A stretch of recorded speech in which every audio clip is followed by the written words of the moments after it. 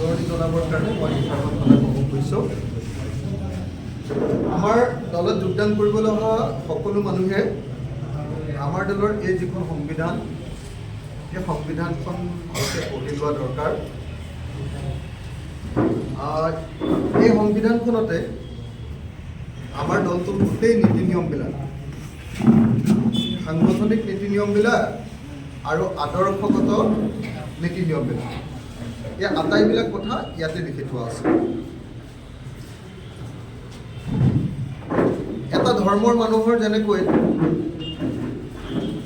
নিজৰ এখন ধৰ্মগ্ৰন্থ থাকে, যেনেকৈ হিন্দুসকলৰ কাৰণে গীতাখন, মুছলমানসকলৰ কাৰণে কোৰাণখন, খ্ৰীষ্টিয়ানসকলৰ কাৰণে বাইবেলখন, আমাৰ ৰাইজৰ দলৰ সদস্যসকলৰ কাৰণে এইখনেই আমাৰ মূল ধৰ্মগ্ৰন্থ। এইখনেই আমাৰ গীতা, এইখনেই আমাৰ কোৰাণ, এইখনেই আমাৰ বাইবেল দলৰ সদস্যসকলৰ। এইখনতে আমি গোটেই কথাবিলাক লিখি থৈছোঁ। প্ৰথমতে ইংৰাজীত লিখি থোৱা আছে। ইংৰাজীত এইকাৰণে লিখিব লাগে যে এইখন লিখি আকৌ ভাৰত চৰকাৰৰ ইলেকশ্যন কমিশ্যনৰ মিডিয়াৰ হাতত জমা দিব লাগে। এইখন পঢ়ি চাই লৈ প্ৰত্যেকটো বাক্য চব চাই মেলি যদি সংবিধান বিৰোধী কথা নাই তেতিয়াহে সেই দলটোক স্বীকৃতি প্ৰদান কৰে। এইখন আমি দিয়াৰ পাছত ভাৰত চৰকাৰৰ ইলেকশ্যন কমিশ্যন অফ ইণ্ডিয়াই আমাক স্বীকৃতি প্ৰদান কৰিছে আৰু অহা 3বাৰ আমি এবাৰ ইলেকশ্যন 21 খেলিলোঁ আৰু 2বাৰ ইলেকশ্যন খেলাৰ পাছত আমাৰ দলটোৰ প্ৰতীক চিহ্নটো আমাৰ স্থায়ীভাৱে এটা প্ৰতীক চিহ্ন। এইটোৱে হ'ল নিয়ম। এতিয়া আমাৰ দলৰ লক্ষ্য কি, উদ্দেশ্য কি, আৰু আমাৰ দলে চৰকাৰ গঠন কৰিলে কি কি কাম কৰিম, এই আটাইবিলাক কথা ইয়াতে লিখা আছে। কি কাম কৰিম সেই কথাখিনি লিখা আছে এইখন কিতাপত। আমাৰ সপোনৰ অসমখন। আমাৰ সপোনৰ অসমখনত লিখা আছে যে চৰকাৰ গঠন কৰাৰ পাছত ৰাইজৰ দলে কি কি কাম কৰিব। এইকেইদিন মই চমুকে আমি চৰকাৰ গঠন কৰিলে কি কি কাম কৰিম, এইকেইদিন চমুকে ইয়াত সদায় সমাৱেশবিলাকত কৈ আছোঁ, কিন্তু এইখনত গোটেই কিতাপখনতে ডিটেইলছত লিখি থোৱা আছে।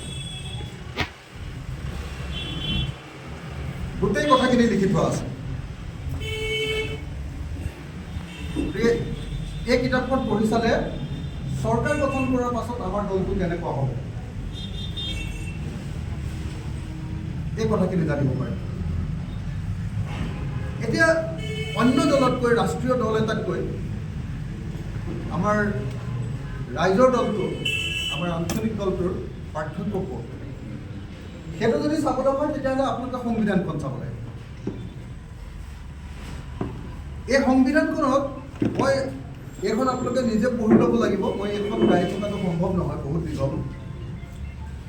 মই আপোনালোকক এটাই উদাহৰণ দিওঁ। ধৰক আজি বিজেপি দলে কয় যে এক দেশ এক শাসন ব্যৱস্থা,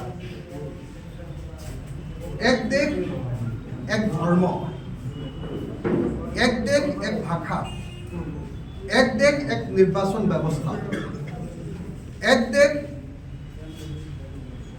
এক কৰ ব্যৱস্থা। মানে গোটেই দেশখনত এটা ব্যৱস্থাৰে গোটেই দেশখন চলাম, এই বুলি কয় বিজেপি। তেওঁলোকে সেই কথাটো ক'বলৈ যাওঁতে দুটা বস্তু টেকনিক ব্যৱহাৰ কৰে। এটাক কয় তেওঁলোকে উগ্ৰ ৰাষ্ট্ৰীয়তাবাদ ব্যৱহাৰ কৰে, আৰু আনটো হ'ল হিন্দু মুছলমানৰ ৰাজনীতি ব্যৱহাৰ কৰে। বিজেপিৰ ক্ষেত্ৰত আপোনালোকে দেখিবলৈ পাব যে এক দেশ এক ধৰ্ম। তেওঁলোকে কয় যে ভাৰতবৰ্ষত এক দেশ এটা জাতি আৰু এটাই ধৰ্ম হ'ব লাগিব, হিন্দুক বাদ দি বেলেগ ধৰ্ম থাকিব নোৱাৰিব বুলি বিজেপিয়ে কয়। এক দেশ এক ভাষা কয় যে ভাৰতত মূলতঃ হিন্দী ভাষাই থাকিব লাগিব। এক দেশ এক কৰ ব্যৱস্থা।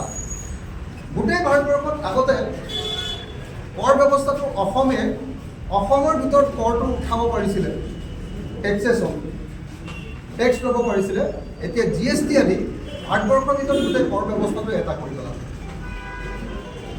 এতিয়া ৰাজ্য চৰকাৰখনে বেছি পইচা পাতি সংগ্ৰহ কৰিব নোৱাৰে। এতিয়া কেন্দ্ৰীয় চৰকাৰে পইচা গোটায় আৰু কেন্দ্ৰীয় চৰকাৰেহে ৰাজ্য চৰকাৰক পইচাটো ঘূৰাই দিব। কথা পাতি আছে কেলে? আপোনাৰ ফোনটো থওক না। সংবিধানখন যদি আপুনি চায় তেতিয়াহ'লে দেখিব যে ইয়াত পাৱাৰ চেণ্টাৰ তিনিটা আছে। 1 নম্বৰ পাৱাৰ চেণ্টাৰটো হ'ল দিল্লী, 2 নম্বৰ পাৱাৰ চেণ্টাৰটো হ'ল ষ্টেট হেডকোৱাৰ্টাৰবিলাক, আৰু 3 নম্বৰ ভাৰতৰ সংবিধানে দিয়া পাৱাৰ চেণ্টাৰটো হ'ল ডিষ্ট্ৰিক্ট হেডকোৱাৰ্টাৰবিলাক। ডিচিলৈকে পাৱাৰ ডিষ্ট্ৰিবিউশ্যন কৰি দিছে ভাৰতৰ সংবিধানে। কিন্তু ৰাজ্যবিলাকৰ কাৰণে কেইটামান স্পেচিয়েল পাৱাৰ ডিষ্ট্ৰিবিউশ্যন আছে। কি আছে? ভাৰতৰ সংবিধানে ৰাজ্যবিলাকৰ কাৰণে 2টা পাৱাৰ ডিষ্ট্ৰিবিউশ্যন কৰিছে। আৰ্টিকল 370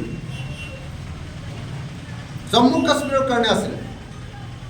আৰ্টিকল 370 থাকিলে কি হয়? আৰ্টিকল 370 থাকিলে ভাৰতৰ সংবিধানখন চলি থাকিলেও সেই ৰাজ্যখনৰ কাৰণেও নিজৰ এখন সংবিধান থাকিব পাৰে। ভাৰতৰ জাতীয় পতাকা তিৰংগা থকাৰ পাছতো কাশ্মীৰত, জম্মু কাশ্মীৰত এখন নিজৰ পতাকা থাকিব পাৰে। আৰ্টিকল 370-এ সেইটো ক্ষমতা অৰ্পণ কৰিছে। কেইদিনমানৰ আগতে ভাৰতত কাখন গৃহীত হৈছিলে, CAA, চিটিজেনশ্বিপ এমেণ্ডমেণ্ট এক্ট। সেইখন গৃহীত হোৱাৰ লগে লগে অসমতো সেই আইন অনুসৰি বাংলাদেশৰ পৰা হিন্দু বাংলাদেশীবিলাক অসমলৈ আহিব পাৰিব। অসমত ষ্টাৰ্ট হৈ গৈছে, কিন্তু জম্মু কাশ্মীৰত সেইখন কাৰ্যকৰী নহয়। কেলে? আৰ্টিকল 370-ৰ জৰিয়তে জম্মু কাশ্মীৰৰ ৰাজ্যখনক এনেকুৱা ক্ষমতা প্ৰদান কৰা হৈছে যে আমি সেইটোক স্বীকৃতি প্ৰদান কৰোঁ। আমি কওঁ যে হয়, সকলোৱে তেনেকুৱা ড্ৰেছ পিন্ধাৰ অধিকাৰ আছে। এজন মুছলমান মানুহে মুছলমান ড্ৰেছ পিন্ধে, আমি কওঁ যে সেইটো পিন্ধাৰ তেওঁৰ অধিকাৰ আছে। কিন্তু বিজেপি দলে কি কয় যে অৰুণাচলৰ মানুহে যিটো খাদ্য খায়, গো মাংস খায়, সেইটো খোৱাৰ অধিকাৰ তেওঁলোকৰ নাই। খ্ৰীষ্টান মানুহজনে যিটো খাদ্য খায় সেইটো খোৱাৰ অধিকাৰ তেওঁলোকৰ নাই। মুছলমান মানুহজনে যিটো খায় সেইটো খোৱাৰ অধিকাৰ তেওঁলোকৰ নাই। তেওঁলোকে এটা ছিষ্টেম, গোটেইখিনিয়ে সেই নিয়ম মতেই চলিব লাগিব, এই ব্যৱস্থাটোত বিশ্বাস কৰে। মই এইটো ৰিপিট কৰি বাৰম্বাৰ এইকাৰণেই কৈ আছোঁ আপোনালোকক যে যিসকলে আমাৰ দলত যোগদান কৰিবলৈ আহিছে তেখেতসকলে একদম ক্লিয়াৰলি বুজি উঠিব লাগিব যে আমি ডিচেণ্ট্ৰেলাইজেশ্যন বা ফেডাৰেলিজিমত বিশ্বাস কৰোঁ, ক্ষমতাৰ বিকেন্দ্ৰীকৰণত বিশ্বাস কৰোঁ। বিজেপিৰ মতে ক্ষমতাটো অকল এটা ঠাইত থাকিব লাগে, এটা ঠাইত কেন্দ্ৰ দিল্লীত। আমি সেই ক্ষমতাটো একদম গাঁৱৰ হাতলৈ লৈ আহিব আৰু তাৰ কাৰণে সংগ্ৰাম গঢ়ি তুলি আমি যদি ক্ষমতালৈ আহোঁ তেতিয়াহ'লে তেনেকুৱা এটা ব্যৱস্থা গঢ়ি তুলিবৰ কাৰণে আমি চেষ্টা কৰিম। আমি যদি চৰকাৰ গঠন কৰোঁ তেতিয়াহ'লে আমি কি কাম কৰিম, আমি বিদেশী সমস্যাৰ ক্ষেত্ৰত কি দৃষ্টিভংগী, এইবিলাক কথা চব ইয়াত লিখি থৈছোঁ। চবে পঢ়ি লওক। 1971 25 মাৰ্চ ক্লিয়াৰলি। এতিয়াতো সুপ্ৰিম কোৰ্টেও ক'লে, আমি সেইবিলাক কথা ক্লিয়াৰলি কৈ থৈছোঁ। আমাৰ কোনো তাতে দ্বিধা সংশয় নাই। আমি যি কথা কৈছোঁ ইয়াত চব কথা লিখা আছে আৰু ভাৰত চৰকাৰক জমা দিয়া আছে। এইবিলাক আপোনালোকে পঢ়ি লওক। এতিয়া আমি যদি চৰকাৰ গঠন কৰোঁ তেতিয়াহ'লে কি কৰিম? বিজেপিৰ চৰকাৰ গঠন কৰিলে তেওঁলোকৰ মডেলটো কি? তেওঁলোকৰ মডেলটো হ'ল আদানী মডেল, তেওঁলোকৰ মডেলটো হ'ল আম্বানী মডেল, তেওঁলোকৰ মডেলটো হ'ল অসমত যদি কৈছে তেতিয়াহ'লে জাগিৰ উদ্যোগ যে আনিছে, কি এইটো ইণ্ডাষ্ট্ৰি, কি ইণ্ডাষ্ট্ৰি এটা আনিছে এতিয়া? Semi conductor industry. তেওঁলোকে কয় যে পুঁজিপতিবিলাকক, ডাঙৰ ডাঙৰ পুঁজিপতিবিলাকক, দেশৰ সম্পদ চব পুঁজিপতিবিলাকক দি দিব লাগে আৰু পুঁজিপতিবিলাকক ইণ্ডাষ্ট্ৰি খুলি তাত আমাৰ মানুহক কাম দিব লাগে। চৰকাৰে এইবিলাক দায়িত্ব লৈ থাকিব নালাগে। এইটো হ'ল বিজেপিৰ আদৰ্শ। সেই আদৰ্শ আৰম্ভ কৰিছিলে কংগ্ৰেছ চৰকাৰৰ দিনত 1991 চনত। আৰম্ভ কৰিছিলে ডক্টৰ মনমোহন সিংহ চৰকাৰে। আপোনালোকে সকলোৱে নিশ্চয় জানে এইটো কথা, নহয় জানো? নতুন অৰ্থনৈতিক নীতিৰ জৰিয়তে এইটো আৰম্ভ কৰিছে। ডক্টৰ মনমোহন সিঙে যিবিলাক কথাত ভয় খাই গৈছিল, ভয় খাই গৈছিলে যে সেইবিলাক আমি নকৰোঁ, যেনেকৈ ৰেল প্ৰাইভেটাইজেশ্যন, এইটো ভয় খাইছিলে। কাৰণ ৰেলটো আছিলে পৃথিৱীৰ ভিতৰতে আটাইতকৈ ডাঙৰ ইনফ্ৰাষ্ট্ৰাকচাৰ, পৃথিৱীৰ ভিতৰত 1 নম্বৰ ইনফ্ৰাষ্ট্ৰাকচাৰ। সেই ইনফ্ৰাষ্ট্ৰাকচাৰটো প্ৰাইভেটাইজ কৰাৰ ক্ষেত্ৰত মনমোহন সিঙৰ, ডক্টৰ মনমোহন সিং, যি বিশ্ব বেংকৰ পৰা ডাইৰেক্টলি আহিছিলে, তেওঁ ভয় খাইছিলে যে নাই এইটো নকৰোঁ, ইমান ডাঙৰ ইনফ্ৰাষ্ট্ৰাকচাৰ আমাৰ ৰাষ্ট্ৰৰ হাতত থাকিব। বিজেপিয়ে ৰেল, এৰোপ্লেন যিমান আছে, এয়াৰ ইণ্ডিয়া বিক্ৰী কৰি দিলে। এতিয়া কাক দি দিলে? টাটাক দি দিয়া নাই জানো এয়াৰ ইণ্ডিয়া? টাটাক দি দিলে। এসময়ত কংগ্ৰেছ চৰকাৰে টাটাৰ পৰা, টাটাৰ আছিলে এয়াৰ ইণ্ডিয়াটো, সেইটো কাঢ়ি লৈ ভাৰত চৰকাৰে কৰিছিলে, ভাৰত চৰকাৰে চলালে, বিজেপি আহি সেইটো আকৌ টাটাক ঘূৰাই দিলে।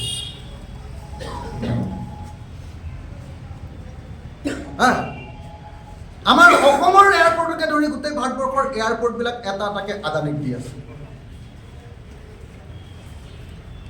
এতিয়া যে বিজেপিয়ে কৈ থাকে যে আমি একদম বিৰাট হিন্দুৰ দল, আমি হিন্দু মানুহৰ কাৰণে কাম কৰোঁ, কিন্তু হিন্দু মানুহৰ কাৰণে পেট্ৰল ডিজেলৰ দাম কমিছে জানো?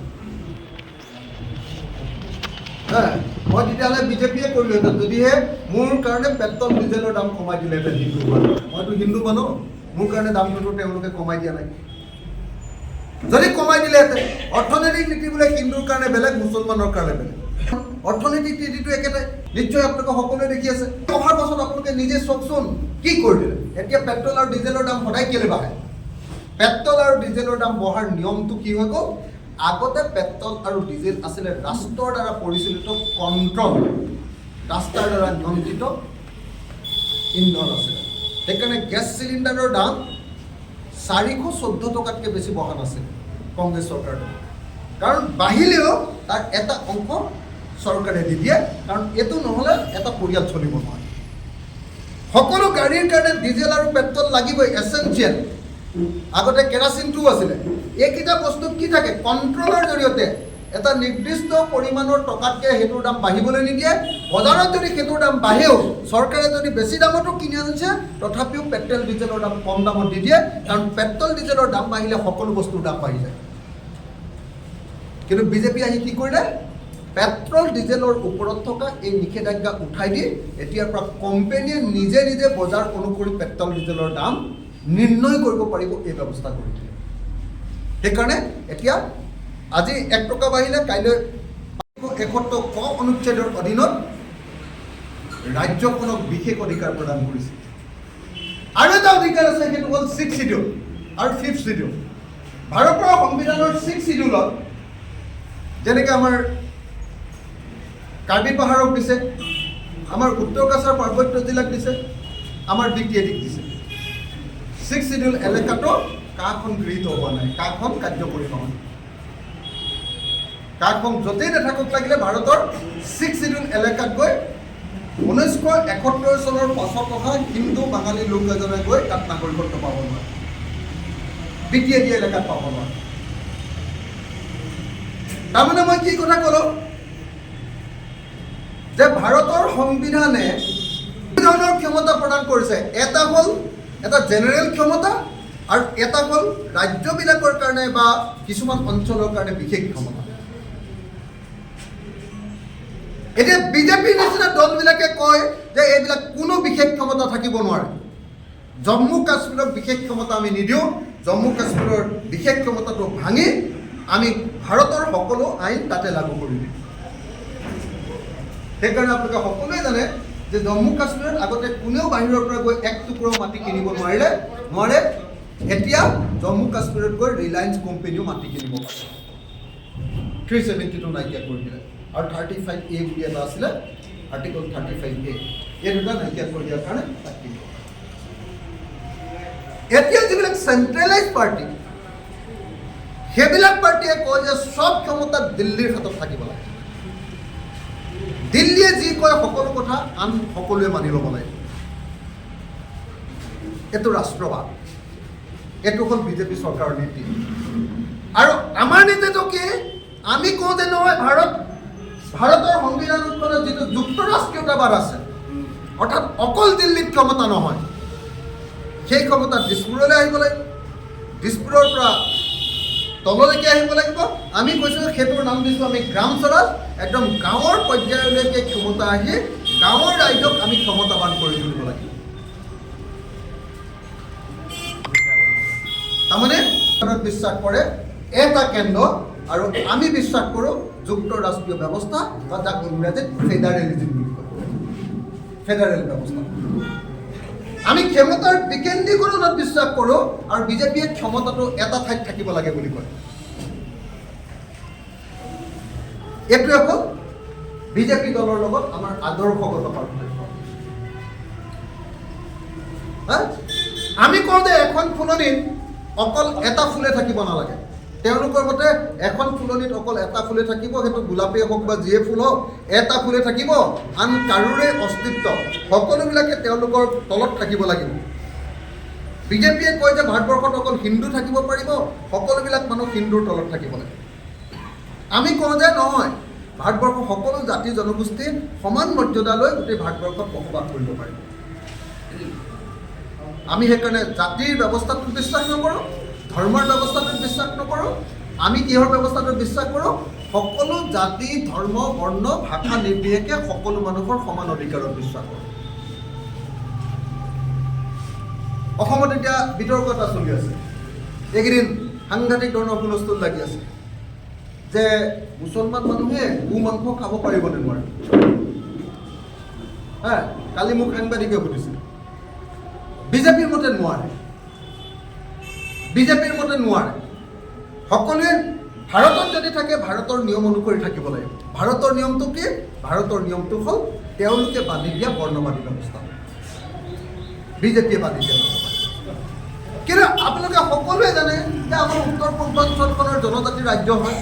এই জনজাতি ৰাজ্যত সকলোৱে নিজা ধৰণে বাস কৰে। নাগালেণ্ডে নিজৰ ধৰণে বাস কৰে, মেঘালয়ে নিজৰ ধৰণে বাস কৰে, মিজোৰামৰ মানুহবিলাকে নিজৰ ধৰণে বাস কৰে। সকলোৰে নিজৰ নিজৰ খাদ্য ৰীতি তেওঁলোকৰ আছে। কিন্তু বিজেপিৰ মতে মেঘালয়ৰ মানুহ এজনে গো মাংস খাব নোৱাৰিব, অৰুণাচলৰ মানুহ এজনে, নাগালেণ্ডৰ মানুহ এজনে গো মাংস খাব নোৱাৰিব। ভাৰতত থাকিলে গো বধ কৰাটো সেইটো বেয়াই তেওঁলোকৰ মতে। আমি কওঁ যে কি? আমি কওঁ যে যাৰ যি খাদ্য অভ্যাস আছে, সকলো খাদ্য অভ্যাস লৈ সকলো মানুহ মিলা প্ৰীতিৰে থাকিব লাগে। এখন ফুলনি বাগিচা, ফুলনি অকল এটা ফুল নাথাকে, সকলো ফুল থাকে, আৰু সকলো ফুলকে নিজৰ ধৰণে প্ৰস্ফুটিত হ'বৰ কাৰণে সুযোগ দিব লাগে। আমি ভাবোঁ যে গোটেই ফুলনিৰ চববিলাক ফুল সেই ফুলনিখন দেখিবলৈ ধুনীয়া হয়। তেওঁলোকৰ মতে নহয়, এটাই ফুল থাকিব লাগিব, আৰু সেই ফুলটোৰ মতে আটাইবিলাককে আঁতৰাই দিব লাগিব। গতিকে আপোনালোকক মই খুব স্পষ্টকৈ একদম খাৰাংখাজকৈ এটা কথা কৈ গৈছোঁ, বিজেপি বা কংগ্ৰেছ বা অন্য ৰাষ্ট্ৰীয় দলৰ লগত আমাৰ পুৰা পাৰ্থক্য আছে। আমি বিশ্বাস কৰোঁ আঞ্চলিকতাবাদত। অকল আমি আঞ্চলিক দল নহয়, অকল অসমত কাম কৰোঁ এনেকুৱা নহয়, অসমৰ স্বাৰ্থ ৰক্ষা কৰিব খোজোঁ। অসমৰ